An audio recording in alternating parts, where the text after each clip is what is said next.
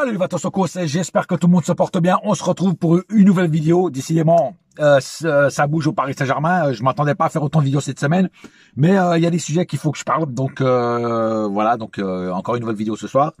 Mais avant de parler du sujet de la vidéo, comme vous avez vu, je voudrais revenir sur Mohamed Salah. Et je voudrais remettre des choses dans leur contexte. Que les gens, que certaines personnes n'ont pas compris. Malheureusement, il faut leur faire un dessin pour qu'ils comprennent ce que je dis. Quand j'ai dit que Mohamed Salah était cramé à Liverpool, c'était pas physiquement que je disais ça. C'était cramé dans le sens pour signer un nouveau contrat. Liverpool, si vous voulez vraiment le prolonger, il l'aurait déjà fait depuis longtemps. Tu vois ce que je veux dire?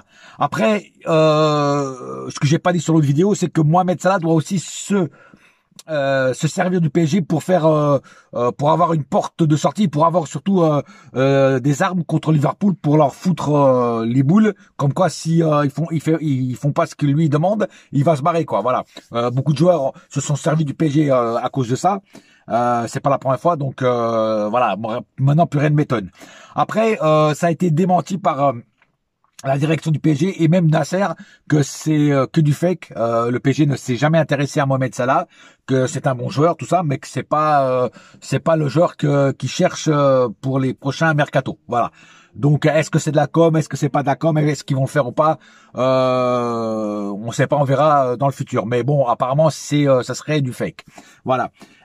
Donc voilà. Et moi je disais qu'il était cramé évidemment par rapport à la signature. Alors oui. Mais même comme ça, même s'il est, alors j'ai entendu des gens dire ouais, il a porté des vapeurs à lui tout seul, il a une condition physique énorme, il est très bon encore à l'âge qu'il a, il a une bonne image. Mais qu'est-ce que j'en ai à foutre qu'il a une bonne image? Je veux dire, c'est pas parce que tu as une bonne image de famille de papa gâteau que ça y est, il faut le prendre. C'est pas un papa gâteau que je veux sur le terrain, c'est un guerrier, tu vois. Alors il y en a qui vont me dire oui, c'est un guerrier.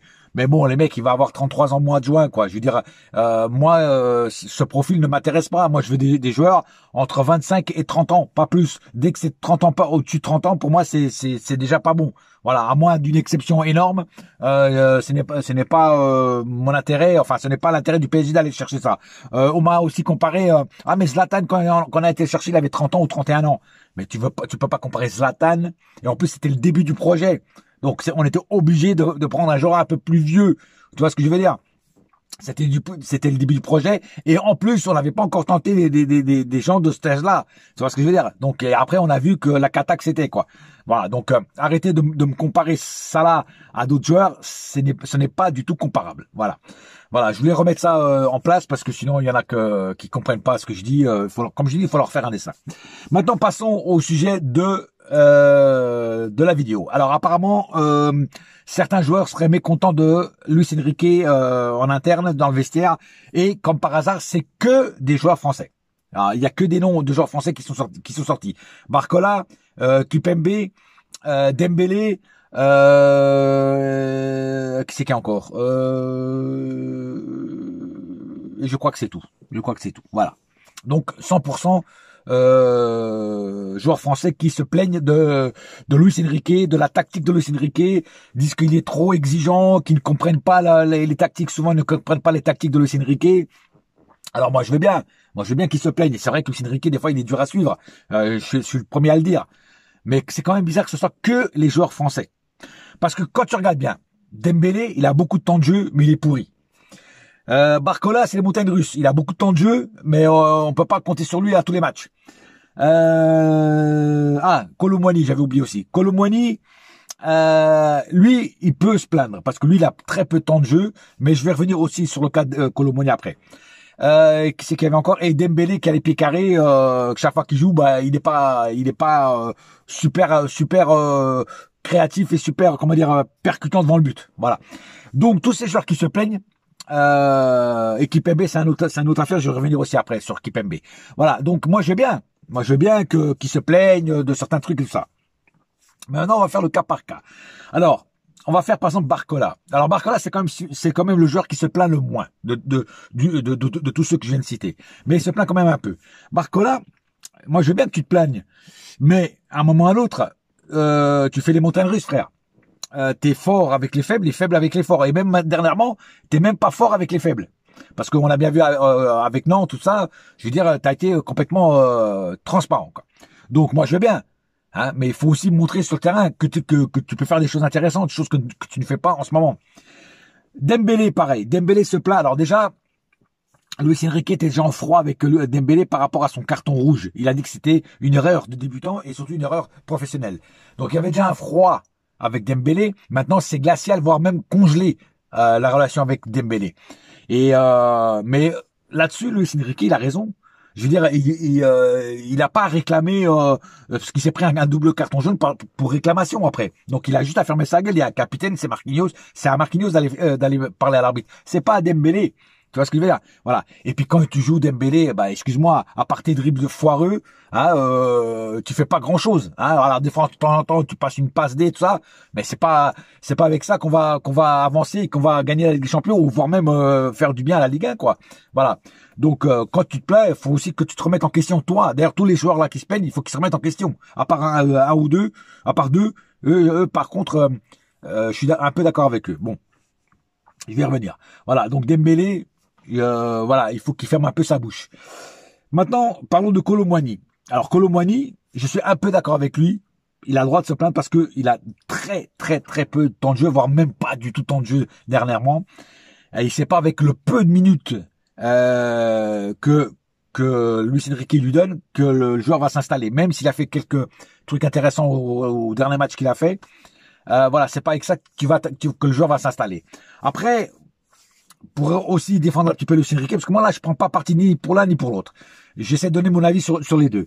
Luis Enrique, quand il te donne du temps de jeu, il faut que tu prouves que tu mérites plus de temps de jeu. Et quand il te donne du temps de jeu, t'es pas convaincant, Kolo Muani. Tu passes souvent à côté de tes matchs. T'as déjà fait même des fois t'étais même titulaire et puis tu n'as pas été convaincant. Tu passais à côté de ton match. Donc c'est normal que Luis Enrique, à un moment ou l'autre, il va en avoir marre d'avoir un joueur qui ne fait rien sur le terrain. Voilà. Après, où je suis d'accord avec toi, c'est que c'est vrai qu'il pourrait te donner un peu plus de temps de jeu pour que toi-même tu essaies de faire un peu mieux. Voilà. Donc c'est quand même compliqué à gérer cette ambiance entre le joueur et le coach. Qui c'est qui reste? J'ai parlé de Dembélé, j'ai parlé de Kolo Muani, j'ai parlé de Barcola. Ah, Kimpembe. Alors Kimpembe se plaindrait, mais là je donne raison à Kimpembe. Tu vois, Kimpembe, je donne raison pour la raison suivante. C'est que Kimpembe, il était sur la feuille pour jouer contre le Bayern de Munich, mais il n'a pas joué. Après, pour le match de Nantes, il n'était plus sur la feuille. Et c'est là la compréhension du Luis Enrique. C'est là que je ne comprends pas et Kimpembe ne comprend pas. Il s'est plaint justement de ça à déjà quelques personnes de la direction du PSG, pas encore à Nasser, mais déjà quelques personnes de la direction. Et il y en a même que sur l'équipe 21, il y a un mec qui a dit que Kimpembe peut pourrir le vestiaire, peut pourrir l'ambiance, parce qu'il connaît pratiquement tout le monde au Paris Saint-Germain, même le magasinier le connaît, tu vois, et il peut vraiment se plaindre à tout le monde et pourrir un peu l'ambiance qu'il y a entre le coach et le vestiaire. Voilà. Après, je sais pas si c'est vrai ou pas, je suis pas dans le vestiaire. Mais Kimpembe il a raison dans le sens que entre le match Bayern et le match de Nantes, il ne s'est rien passé. Kimpembe ne s'est pas blessé, il est apte à jouer. Donc pourquoi il était présent sur la feuille contre le Bayern et pas contre Nantes? C'est ça qui est bizarre. Voilà. Est-ce que Luis Enrique n'aime pas Kimpembe? Est-ce que Luis Enrique a eu des nouvelles du staff médical en disant bon, il faut le préserver parce qu'il n'est pas encore au top? Entre le match du Bayern et le match de Nantes, ici, il a dû se passer quelque chose, quoi, je sais pas. Voilà.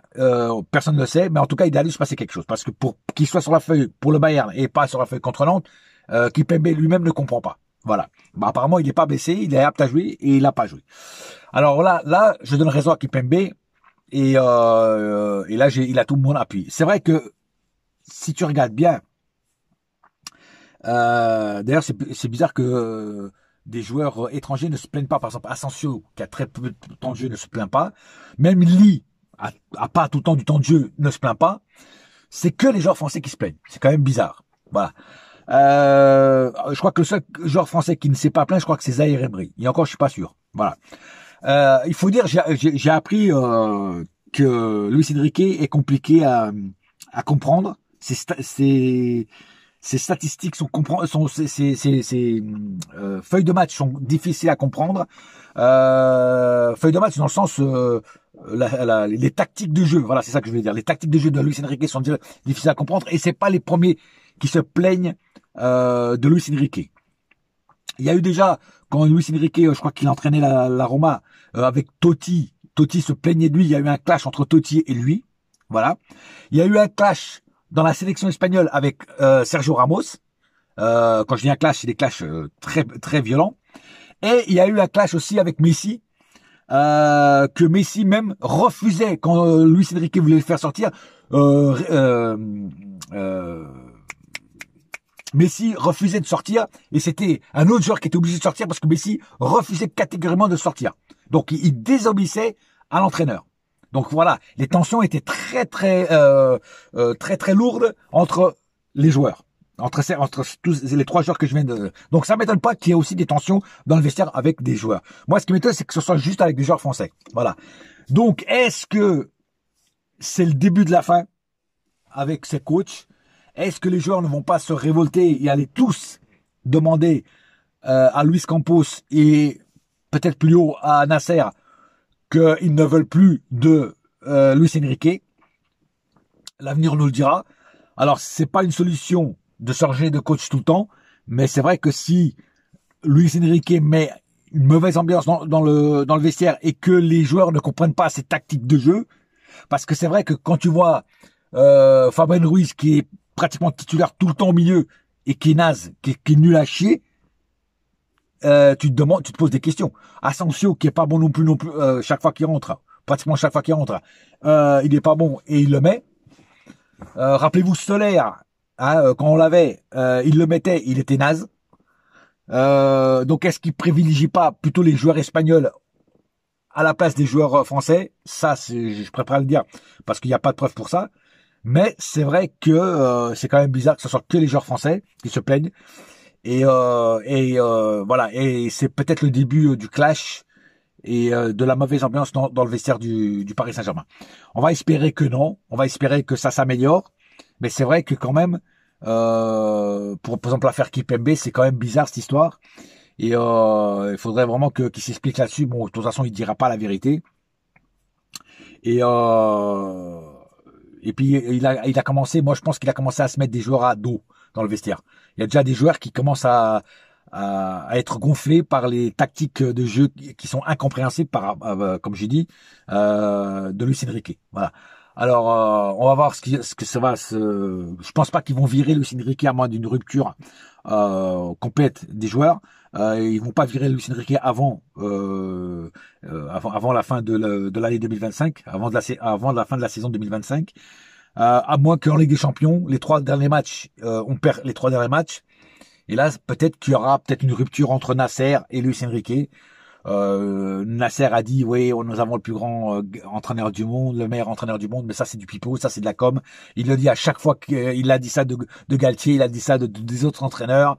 Pour moi, ça c'est de la com. Voilà, c'est pour pas frustrer le coach, hein, le froisser l'ego du coach. Mais en tout cas, si les résultats continuent à aller dans ce sens-là, j'ai peur que Luis Enrique, ses jours soient comptés au sein de l'effectif parisien. L'avenir nous le dira.